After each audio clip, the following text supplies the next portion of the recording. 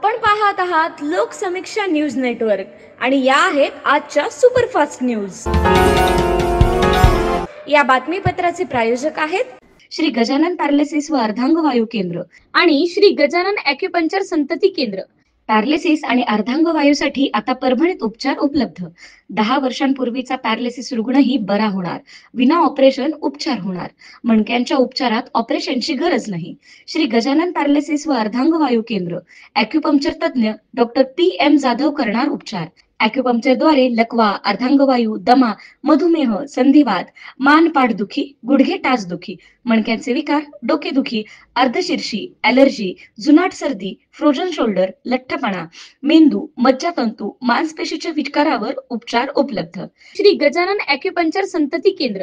केवळ एक भेट आपल्या आयुष्यात आनंद आणेल। लग्नानंतर 10 वर्ष होऊनही संतती न झालेल्यांनाही संतती होऊ शकते। संतती विषयक सर्व उपचार केले जातील। एक वेळ अवश्य भेट द्या। श्री गजानन पॅरालिसिस व अर्धांगवायू केंद्र आणि श्री गजानन ॲक्युपंक्चर संतती केंद्र, मराठवाडा हायस्कूलच्या बाजूला, शिवाजीनगर, परभणी। मोबाईल 9975512126। नमस्कार, मी प्रभू दिपके लोकसमीक्षा न्यूज नेटवर्क मध्ये आपलं स्वागत करतो। आपण पाहत आहात परभणीचं एकमेव बातमीपत्र Loksamiksha superfast. Red Apple exclusive MIDC परिसर, परभणी। परभणी शहरातील पाथरी रोडवरील लक्ष्मीनगर इथं AR स्टड फार्म आणि सय्यद बिल्डर्स अँड डेव्हलपर्स यांच्या वतीनं आयोजित अश्वचाल रेवाल स्पर्धांना रविवारी उत्स्फूर्त असा प्रतिसाद मिळाला। सलग चौथ्या वर्षी ही स्पर्धा आंतरराष्ट्रीय दर्जामध्ये पार पडली असून विविध राज्यांमधील घोडे मालक व सवार यांच्या सहभागामुळे वातावरण उत्साही झालं। स्पर्धेत बिहारचे सय्यद फरहान अहमद यांच्या एकता एक्सप्रेस या घोड्यानं मेघूभाई यांच्या उत्कृष्ट सवारीच्या जोरावर प्रथम क्रमांक पटकावला।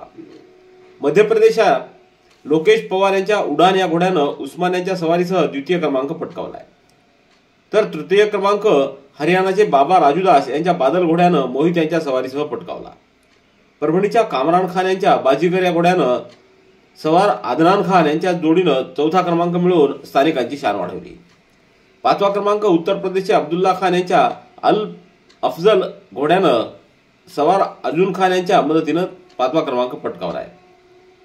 तर या कार्यक्रमाला परभणीच्या पालकमंत्री मेघना बोर्डीकर, आमदार डॉक्टर राहुल पाटील, माजी आमदार सुरेश देशमुख, विजय वरपुडकर, बाळासाहेब वरपुडकर, विवेक नावंदर तसंच स्पर्धेचे संकल्पक सय्यद अबूबकर व सय्यद कादर यांची उपस्थिती होती। या स्पर्धा पाहण्यासाठी हजारोंच्या संख्येनं अश्वप्रेमी परभणीत दाखल झाले होते। महाराष्ट्र राज्य परीक्षा परिषद पुणे यांच्या वतीनं घेण्यात आलेली शिक्षक पात्रता परीक्षा म्हणजेच TET परभणी जिल्ह्यामध्ये काल रविवारी सकाळ आणि दुपारच्या सत्रामध्ये सुरळीत आणि शांततेत पार पडली। यंदा विक्रमी 94% परीक्षार्थी परीक्षेला उपस्थित राहिले। या परीक्षेत कुठलाही अनुचित प्रकार आढळून आलेला नाही। परभणी जिल्ह्यात शिक्षक पात्रता परीक्षेसाठी सकाळच्या सत्रामध्ये पेपर 1 साठी 16 विविध केंद्रांवर 4948 परीक्षार्थ्यांपैकी तब्बल 4641 एवढ्या परीक्षार्थींनी प्रत्यक्ष परीक्षा दिली, ज्याची टक्केवारी 93.8 इतकी आहे। तर दुसऱ्या पेपरसाठी शहरामध्ये विविध केंद्रांवर दुपारच्या सत्रामध्ये 6109 परीक्षार्थ्यांपैकी तब्बल 5667 परीक्षार्थ्यांनी परीक्षा दिली। शिक्षक पात्रता परीक्षेदरम्यान जिल्हाधिकारी संजय सिंह चव्हाण, प्रभारी मुख्य कार्यकारी अधिकारी रश्मी खांडेकर, परीक्षेचे राज्य निरीक्षक मीनाक्षी राऊत, राज्य शिक्षण व प्रशिक्षण संस्थेचे प्राचार्य सुदर्शन चिटकुलवार, माध्यमिक शिक्षणाधिकारी सविता बिर्गे यांनी शहरातील विविध परीक्षा केंद्रांना भेटी देऊन प्रत्यक्ष पाहणी केली। परभणी शहरात वाहतुकीचे 3:13 वाजले असून शहरातल्या अनेक ठिकाणी वाहतूक ठप्प होतीये। काल रविवारी शहरातील जिंतूर रोड, वसमत रोड, बसस्थानक आदी ठिकाणी मोठ्या संख्येनं वाहनं अडकून पडल्याचं दिसून आलं। जिंतूर रोडवरील रायगड कॉर्नर आणि वसमत रस्त्यावरील खानापूर फाटा या ठिकाणी सायंकाळी तब्बल 1 तास वाहतूक ठप्प झाल्याचं दिसून आलं। परभणी शहर वाहतूक शाखा मात्र याकडे गांभीर्यानं पाहताना दिसून येत नाही। वारंवार होणारी वाहतुकीची कोंडी कशी फोडायची याचा विचारही शहर वाहतूक शाखा करत नसल्यानं नागरिकांमध्ये याबाबत तीव्र संताप व्यक्त करण्यात येतोय। समोरून येणाऱ्या कारसोबत होऊ शकणारा अपघात टाळण्याच्या प्रयत्नामध्ये लाकूड फाटा भरलेला ट्रक उलटल्याची घटना परभणी तालुक्यातल्या झरी इथं रविवारी दुपारी 1च्या सुमाराला घडली। या दुर्घटनेत दुर्दैवानं कोणतीही जीवितहानी झाली नाही। उलटलेल्या ट्रकचा क्रमांक MH26B9019 असा आहे। हा ट्रक परभणीहून जिंतूर मार्गे गुजरातकडे लाकूड फाटा घेऊन जात होता। झरी परिसरातील जिल्हा परिषद प्रशाला चौकाजवळ समोरून येणाऱ्या कारला वाचविताना ट्रक चालकाचं वाहनावरचं नियंत्रण सुटलं आणि ट्रक रस्त्याच्या कडेला उलटला. अपघातानंतर ट्रकमधील लाकडं रस्त्यावर विखुरल्यानं काही काळ वाहतूक विस्कळीत झाली होती. मात्र कोणतीही जीवितहानी किंवा गंभीर जखमी झाली नसल्याची माहिती पोलिसांनी दिली आहे.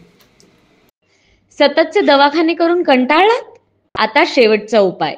डॉक्टर गोविंद कामटे यांचे बालाजी आयुर्वेदिक निसर्गोपचार केंद्राला भेट द्या.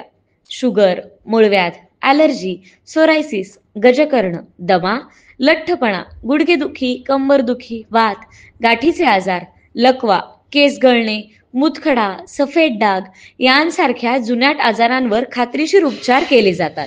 दारू सोडवण्यासाठी विशेष उपचार उपलब्ध. संपर्क डॉक्टर गोविंद कामटे, आयुर्वेद विद्याविशारद, बालाजी आयुर्वेदिक निसर्गोपचार केंद्र, तलाठी कार्यालयाच्या बाजूला, वसमत रोड, परभणी. संपर्क 9921691008. परभणी शहरातील भारतरत्न डॉक्टर बाबासाहेब आंबेडकर यांच्या पूर्णाकृती पुतळा परिसराच्या सुशोभीकरणाच्या कामाला महापालिकेच्या वतीनं शनिवारपासून अधिकृतपणे प्रारंभ करण्यात आला आहे. पुतळा परिसर स्वच्छ, आकर्षक आणि दर्जेदार स्वरूपात विकसित करण्यासाठी हे काम हाती घेण्यात आलंय. धम्ममैत्री संवाद अभियानानं पुतळ्याच्या नूतनीकरणाबाबत मागणी करत आयुक्त नार्वेकर यांना 8 दिवसापूर्वी निवेदन दिलं होतं. या निवेदनाची दखल घेत महापालिकेनं तिसऱ्या दिवशी सुशोभीकरणाला प्रारंभ करून अभियानाच्या मागणीला सकारात्मक प्रतिसाद दिला. या कामाची पाहणी संजय बगाटे, धम्मदीप रोडे, करण गायकवाड, गौतम बराडे, दिलीप मालसमिंदर, संतोष जगधने, सचिन पाचपुंजे, राहुल घनसावंत, बौद्धाचार्य सुनील पवार, व्ही वाघमारे, लखन जामकर, बाळासाहेब गायकवाड, संदीप खाडे, गौतम पंडित, राजेश रगडे आदींनी केली.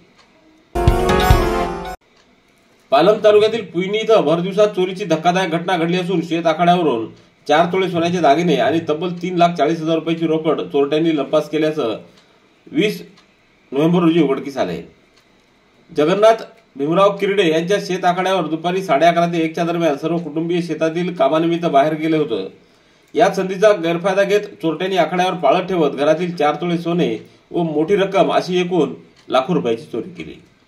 याच दरम्यान ज्ञानदेव किरडे यांच्या पत्नी कापूस विकत असताना एका चोरट्यानं तिचं मंगळसूत्र हिसकावण्याचा प्रयत्न केल्याची माहिती मिळाली.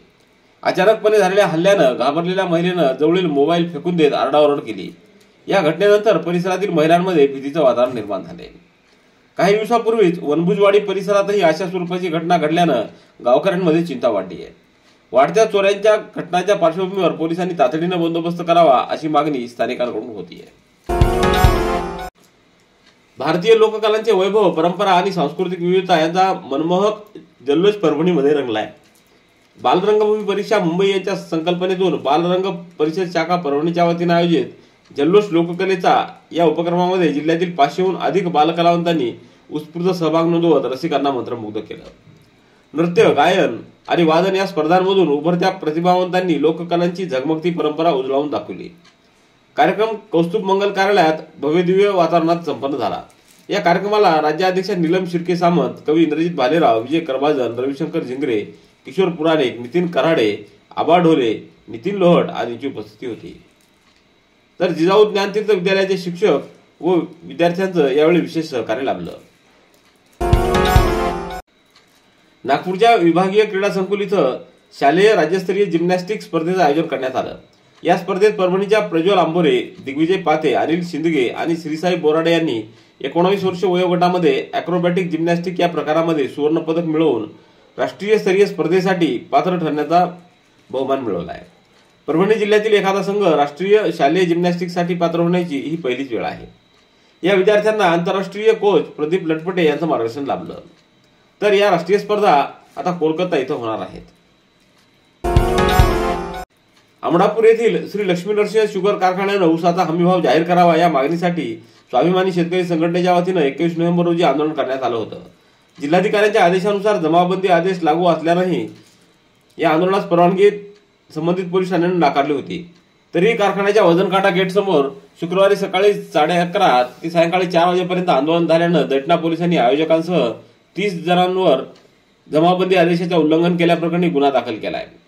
स्वाभिमानी शेतकरी संघटनेचे किशोर ढगे यांच्या नेतृत्वाखाली हे आंदोलन होणार असल्याचं पत्र दैठणा पोलिसांना पूर्वीच प्राप्त झालं होतं. जमावबंदी लागू असल्यानं आयोजकांना नोटीस देऊन परवानगी नाकारण्यात आली होती. तसंच कारखाना परिसरात बंदोबस्तही ठेवण्यात आला होता. मात्र तरीही आंदोलन झाल्यामुळे हे गुन्हे दाखल करण्यात आले आहेत. Red Apple furniture, smart furniture for smart people. Exclusive Parbhani शहरातील भव्य शोरूम रेड ॲपल एक्सक्लुझिव्ह, भारतातील स्मार्ट फर्निचर ब्रँड आता आपल्या परभणी शहरामध्ये. हो आता आपल्या परभणी शहरामध्ये. या अंतर्गत ऑफिस, बेडरूम, डायनिंग, लिव्हिंग इत्यादी प्रकारचे फर्निचर आपणास मिळेल. Bedroom set, bed, dressing table, sofa set, कपाट, डायनिंग टेबल टीपॉय आणि स्टील फर्निचर इत्यादी सर्व प्रकारचे फर्निचर तेही आकर्षक किमतीमध्ये उपलब्ध आहे. एक वेळ अवश्य भेट द्या. रेड ॲपल फर्निचर, MIDC परिसर, भारतीय स्टेट बँकेच्या जवळ, परभणी. पूर्णा तालुक्यातल्या गौर येथील सोमेश्वर मंदिर देवस्थानाला भेट देऊन जिल्हाधिकारी संजय सिंह चव्हाण यांनी सहपत्नीक पूजा केली. यावेळी त्यांनी पुरातन बारवाची पाहणी देखील केली. या प्रसंगी तहसीलदार माधव बोथीकर आणि गावकऱ्यांची उपस्थिती होती. उपविभागीय पोलीस अधिकारी शेलू यांच्या पथकानं गस्ती दरम्यान गुंज बसस्टँड परिसरामध्ये अवैध वाळू वाहतुकीवर कारवाई केली आहे. गोपनीय माहितीच्या आधारे पोलीस पथकानं एक ट्रॅक्टर व अंदाजे 1 ब्रास अवैध वाळू असा अंदाजे 4,05,000 रुपयाचा मुद्देमाल जप्त केलाय. शेलूचे उपविभागीय पोलीस अधिकारी कार्यालयाच्या पोलीस पथकानं 22 नोव्हेंबर रोजी मध्यरात्री गस्ती दरम्यान गुंज बसस्टँडकडे छापा टाकला. मिळालेल्या माहितीच्या आधारे पंचांना सोबत घेऊन पथकानं ही धाड टाकली असता पहाटेच्या सुमाराला पाथरीच्या गुंज बसस्टँडजवळ ट्रॅक्टर व ट्रॉली दिसताच पोलिसांनी चालकाला थांबण्याचा इशारा दिला. मात्र पोलिसांची चाहूल लागताच चालक ट्रॅक्टर जागेवर सोडून पसार झाला. पोलिसांनी वाहनाची तपासणी केली असता ट्रॉलीमध्ये अंदाजे 1 ब्रास अवैध वाळू आढळून आली. ट्रॅक्टर व वाळू मिळून अंदाजे 4,05,000 रुपयाचा मुद्देमाल जप्त करण्यात आलाय. रेड ॲपल एक्सक्लुझिव्ह, MIDC परिसर, परभणी. याबरोबरचे बातमीपत्र संपलं. पुन्हा भेटूया उद्याच्या सुपरफास्ट बातमीपत्रात. पाहत रहा लोकसमीक्षा. तुम्हाला हे बातमीपत्र कसं वाटलं याबद्दल आपली प्रतिक्रिया नोंदवा. दररोजचे अपडेट्स मिळवण्यासाठी लोकसमीक्षा चॅनलला सबस्क्राईब करा. धन्यवाद.